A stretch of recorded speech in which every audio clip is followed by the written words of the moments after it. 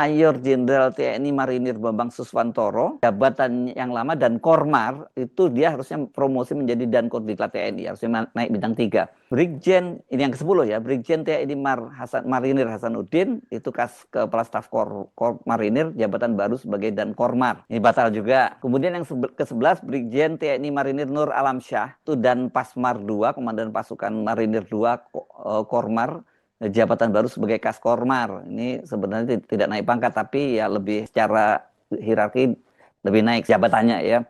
Yang ke-12 ya, Edi Junaidi, Asop Kormar, jabatan baru sebagai Dan Pasmar 2.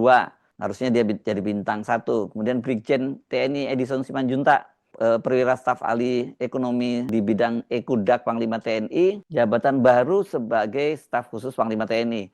Yang ke-14, Brigjen TNI Herawan Aji, Dir F. Bais, jabatan baru sebagai Pasahli tingkat 2 Sahli Ekudak Panglima TNI. Ke-15, Kolonel Kavaleri Steverly Christmas, dari Pasahli 2 Poldagri, Panglima TNI, jabatan baru sebagai Dir F. Bais TNI. Ini berarti dia harusnya naik bintang 1.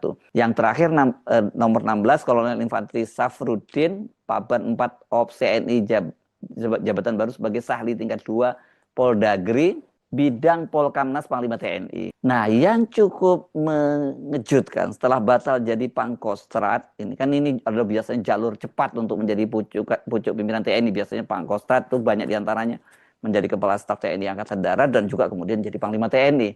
Ini Mayor Jenderal Sudirman. Dia ini malah dimasukkan kotak dengan menjadi pengkaji bidang geografi di Lemhanas. Bayangin, harusnya menjadi Pangkostrat, tiba-tiba dia menjadi aja pengkaji bidang geografi di Lemhanas. Namun ketika Panglima TNI akhirnya dijabat oleh Jenderal Andika Perkasa, Mayor Jenderal TNI Sudirman, ini alumnus Akmil 1986, itu dipromosikan juga menjadi Dankodiklat TNI dan pangkatnya naik menjadi bintang 3 sampai dia pensiun. Oke lah, akhirnya dia juga pensiun bintang 3. Figur lain yang dikenal dekat dengan Gatot yang batal promosi adalah Brigjen Marinir ini Hasanuddin.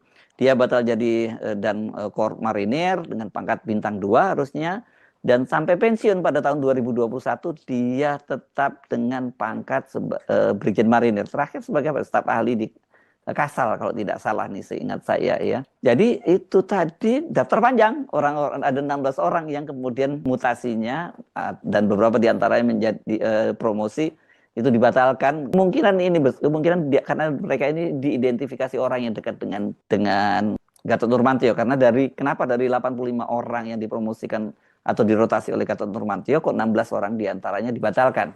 Jadi cerita perseteruan atau rivalitas Gatot Nurmantio dengan Jokowi itu tidak hanya berdampak pencopotannya lebih awal